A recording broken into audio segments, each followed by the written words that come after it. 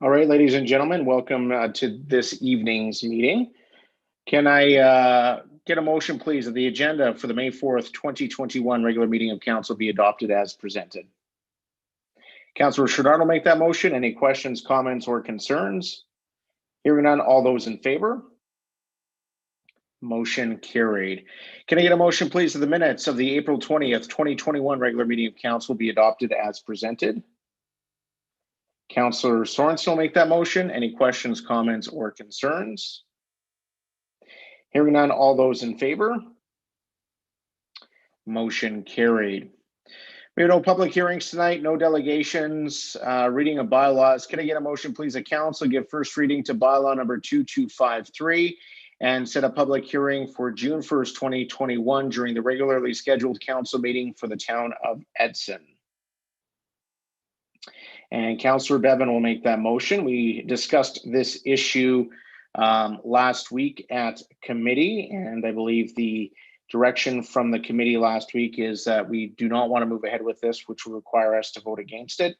Mr. Ham, do you have anything new you want to add, or Ms. Bittner? I don't believe so. I hand it over to Mr. Ham if he has anything extra to add. We have nothing new to add. I do believe that the landowner is in the attendees group to speak afterward. Okay, thank you. Council, do you have any questions, comments, or concerns further to our discussion last week?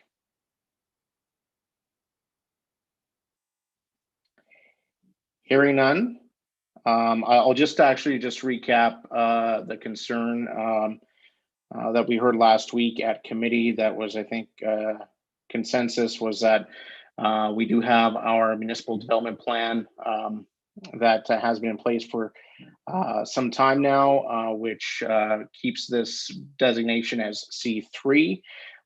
There is nothing prohibiting the sale of this home other than for banking reasons, where they won't do CMHC loans for it because it is in a C3 district, even though it's a residential property. However, the committee felt last week that that is not the role of the municipality, and that it's important that we be consistent throughout the highway corridor on this designation. So if anybody else have anything else they want to add? None, I will call the question. All those in favor? All those opposed? Motion defeated. Can I get a motion, please, that council give authority to the town's development authority to approve a home occupation business license application located within a direct control district at 4921 6th Avenue? Councillor Byer will make that motion, and we will hand things over to Mr. Ham. And quickly hand them over to Ms. Darling. Welcome, Ms. Darling. Hi, Council. So we normally don't bring these to Council, but when business licenses are in a direct control, the development authority lies with you to sign off as the development authority to give Protective Services the go-ahead to continue forward with the application process. Okay, thank you, Ms. Darling. Anybody have any questions, comments, or concerns?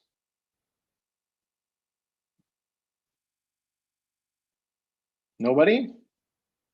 All right, I will just make a comment that, okay, go ahead, Councillor Sorensen. I just had a question for Ms. Darling. If this was in C1, 2, or 3, would you have any concerns with this request or this business opportunity? Thanks. Through the chair to Councillor Sorensen, if this business was located in any other district other than direct control, I would have been able to sign off on it and I wouldn't have had any concerns. Thank you. Anybody else?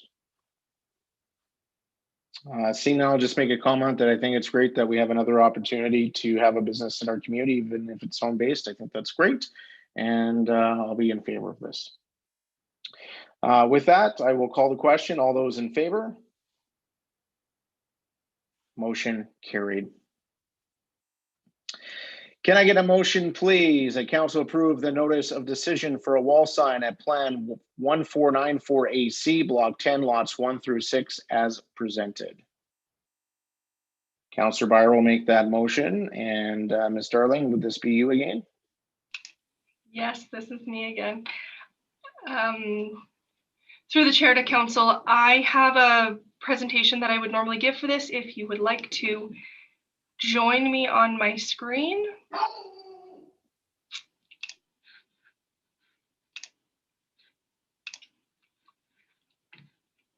Oh dear.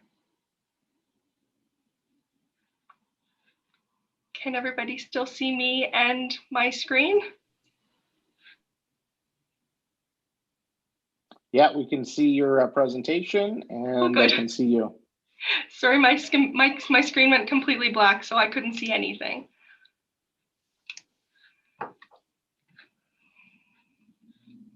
Okay, so we have a wall sign, proposed wall sign at 5108 2nd Avenue.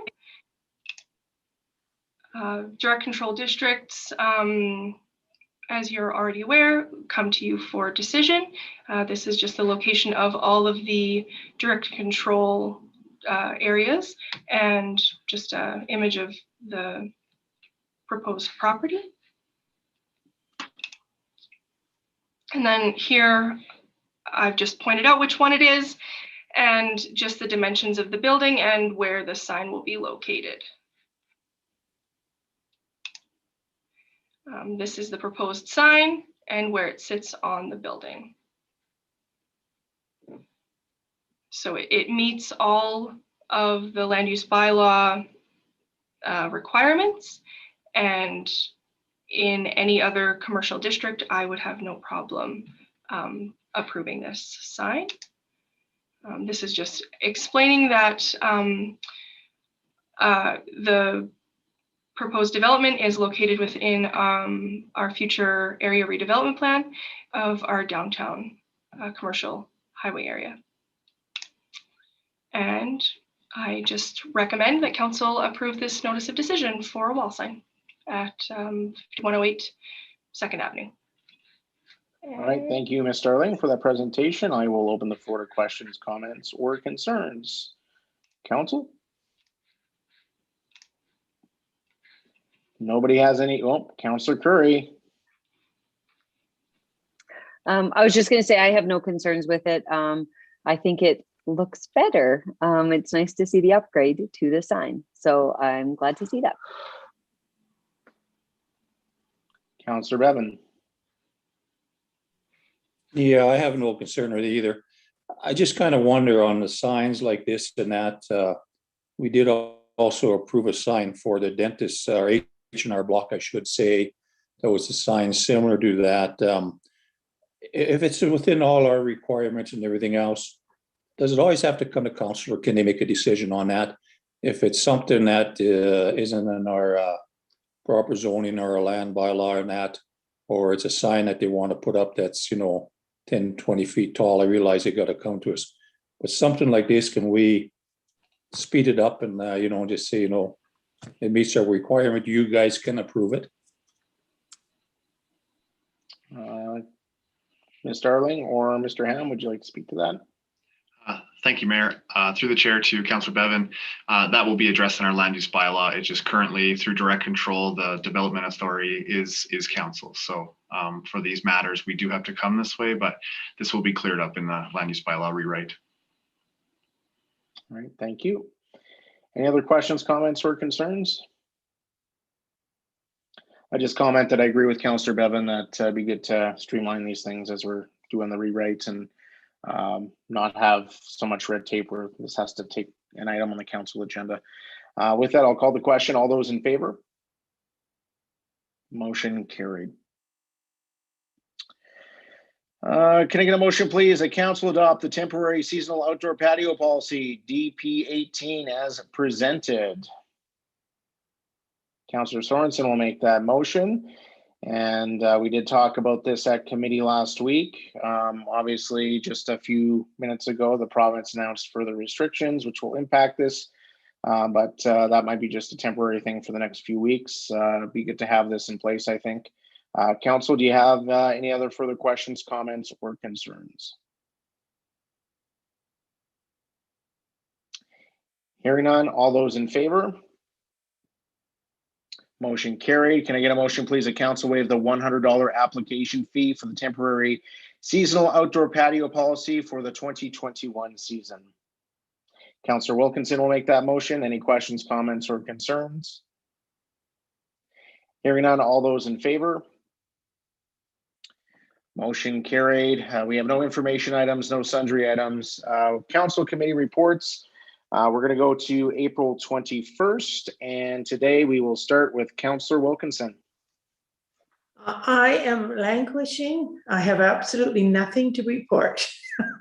We've been doing our investigation for Evergreen, but nothing else. Thank you. All right, thank you, Councillor Wilkinson. Councillor Byer. Thanks. On April 26th, I had an Edson Library Board building committee meeting with those in the building committee meeting or in the building committee. And yesterday I had the Edson Youth Council meeting. We were able to inform them on some items brought to council recently, as well as talk about a bunch of different volunteer opportunities that they have. We were able to ask them about the childcare expenses that was on the committee last week, and just why childcare expenses would come up, as well as if someone had an adult that they were caring for as well. And they felt that was something, if it was a burden or a barrier to people maybe running, that reducing those barriers were important. And they also wanted to do what they can to encourage younger people to run in elections. One of the youth councillors actually mentioned he thought was the money that we had kind of generally discussed. Would that even be enough to cover someone that maybe if they had specialized care, would that even be enough money to help an adult that required more care rather than, a babysitter getting paid a lower rate for someone? So he kind of questioned if that was enough for someone in that position. And another said that their parents always comment that kids aren't cheap. So if you want to help that out, then maybe that would be appropriate. So I thought I would just pass that on to council. And that is the end of my report. All right, thank you. Councillor Bevan. April 29th, I had a Community Futures meeting here. It was a good meeting, wasn't long on that. We got an update on our regional relief recovery program. We had 147 clients apply for relief in that. On phase 1, they gave out 1.4 million. On phase 2, it was 822,000. And in phase 3, it was 840,000. So a lot of people, a lot of businesses took advantage of that, and they were checked out very good. And a lot of these did not apply for the government and that. They wouldn't even look at them. So they came to Community Futures, and they're well on their ways to, being able to come back open again, to stay open and that once everything is done up here and that. Lemonade Day is on June. But in the month of June, they may move it to September, depending on what the COVID here and what our lockdowns are doing and stuff like this. They've had lots and lots of participation in this, people wanting to do it, and more coming in all the way. I will leave it there and let Councillor Curry take it. All right, thank you, Councillor Bevan. Councillor Chenard. Oh, I'm gonna, okay, on April 23rd, we had our Trans-Canada Yellowhead Highway Association meeting. There's a few things to discuss. Our biggest thing they're struggling with is membership. They're grateful for the town of Edson. Due to COVID, it's making us hard to bring people on board, but they're rest assuring through Zoom. We are battling. I did mention we finally got our traffic lights, so that was one of the things that they played a small part in. And then on April 26th, I had my PAC meeting, the forestry. Right now, because the price of lumbers, the mills are in good shape. They managed to haul in lumber, so they're going to be okay through the summer till they start hauling again. And the lady, and I can't pronounce her name, couldn't spell it, but the Athabasca Watershed, she brought us a presentation. So after hearing her presentation, I agree, we don't need to attend the meetings. She was directly asked what exactly it was. So it was a better explanation, meaning that they studied the water through the area, highs and lows. She was very new, so she couldn't answer a lot of questions, but that was her update, so the information.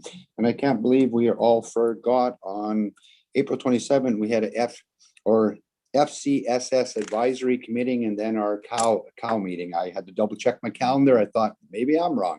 And that's it for my report. All right, thank you, Councillor Schnard. Councillor Sorensen. All right, thank you. April 27th, I had the FCSS Advisory Committee meeting. That same day, we had a Committee of the Whole meeting.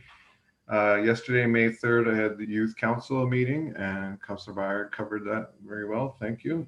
And today, I was at the Multiplex Steering Committee. We reviewed the expression of interest into our RFP. We had 8 expressions of interest, and we've narrowed it down to 3 that we're going to request RFPs from.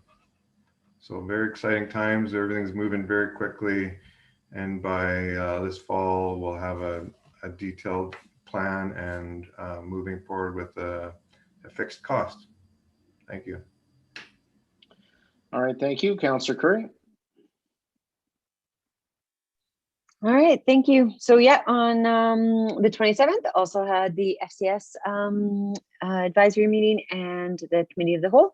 And then on the 29th, the Community Futures West Yellowhead with Councillor Bevan. He covered almost all of it. All I would add a couple things. They did just sign their 5-year. They did get a 5-year contract with their main funder, which was really fantastic. That's the longest contract they've ever gotten. It's consistent funding, consistently the exact same. So really exciting that way. But we all know that inflation happens. So that's the only negative about that, but really exciting. I will say with the Councillor Bevan did great showing those numbers. I was looking for those. Thank you. I will say in true fashion of our region, they got 23 grants in the last 5 days. In the last 5 days, 23 came in. So if you happen to see any of the Community Futures staff out and about, please take a moment to thank them because they have worked a ton. And then the only thing I would say with the Lemonade Day is super exciting. Sponsorship is through the window. So they are actually looking at different prizes and different things that they can do, and not having to use some of the grant funding that they were thinking they might have to use. So businesses are in full support. So that's really exciting. That's it. All right, thank you. On April 23rd, the Northern Alberta Mayors and Reeves got together very last minute as the Minister of Intergovernmental Relations, LeBlanc, from the federal government made himself available, and it was a robust discussion for about an hour. Talked about homelessness quite a bit. Edson, Wetaskiwin, and Lac-La-Biche County all stressed the need for further supports for rural communities in Alberta when it comes to mental health and addictions, and that the federal government has a role to play. Mr. LeBlanc expressed very, very much interest in our shelter pod initiative, so I'll be sending him some information on that and hopefully garner some support on that. And then talked about capital funds and also the impacts of COVID and some of the challenges our communities are facing here in Alberta. On the 26th, West Yellowhead Regional Management Authority governance interview. I believe Councillor Wilkinson mentioned she participated in that here recently. So that was a good discussion as the regional group there does some work on the governance matters. FCSS and Cal on the 27th. Did a virtual meeting with the Lieutenant Governor on the 28th, and she wanted me to pass on to Council her deep gratitude for all the work Council has done over the last 13 months with COVID-19.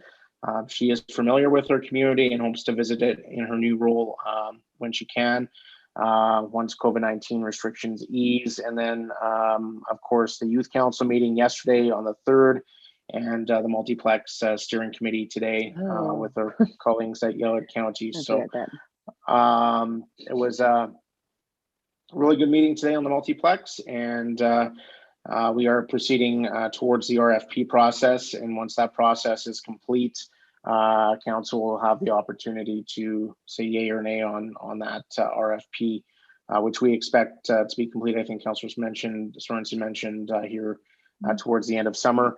The three that are proponents in that process will each, well, the two unsuccessful ones will receive a stipend, which will allow us to use whatever ideas they have through that process. And each one of these firms is very highly qualified. So certainly exciting, and we're firm on our budget on that at 70 million. So with that, anybody have any questions? Councillor Wilkinson? I do. When you were reporting about the multiplex, it was that they would have a fixed cost. So they're still able to do that with the fluctuating cost of materials right now? Because I just talked to someone and they said with building houses, the people couldn't give a fixed cost for building a house because things were changing so rapidly. So this is what I was just wondering, we are going for a fixed cost, are we? Yeah, so through the RFP process, they will be doing schematics, and based on that, providing us with the fixed cost will be on that project. I guess we'll see what they come up with. But obviously lumber prices and steel prices are through the roof right now. So certainly a concern, but we'll see how creative they get.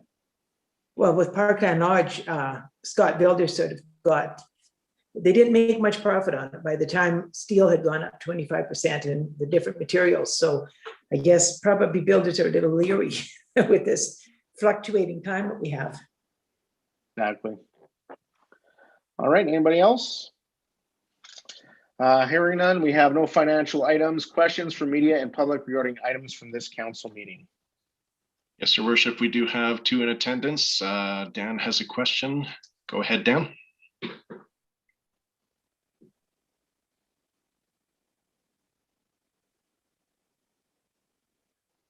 Dan, I believe you're muted there. By the time steel had gone up 25% in the different materials. So I guess probably builders are a little leery with this fluctuating time that we have. Hearing none, we have no financial items. Questions from media and anybody else? Hearing none, we have no financial items. Questions from media and public regarding items. Your Worship, we do have two. Dan, you can go ahead. Attendance, Dan has a question. Go ahead, Dan. Yes, Your Worship, we do have two in attendance. Dan has a question. Go ahead, Dan. Dan, I believe you're muted there.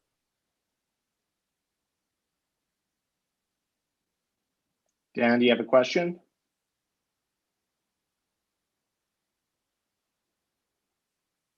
Mr. Ham, while we wait here, just for refresh my memory, how long has the municipal development plan been in place and the zoning in this area? So the zoning in this area has been in place since 1962, and the municipal development plan encompassed it in the early 2000s. But the direction from council in 1992 was to start using mechanisms to see conversion over to commercial properties in the highway corridor. So that's what we're dealing with right now, is one of those types of situations. Like I say, or like you said earlier, I can work with Mr. Batterduke offline and understand his question, but ultimately our direction from the get-go on this discussion was that it would be unlikely that council would take a position of rezoning on this property. All right.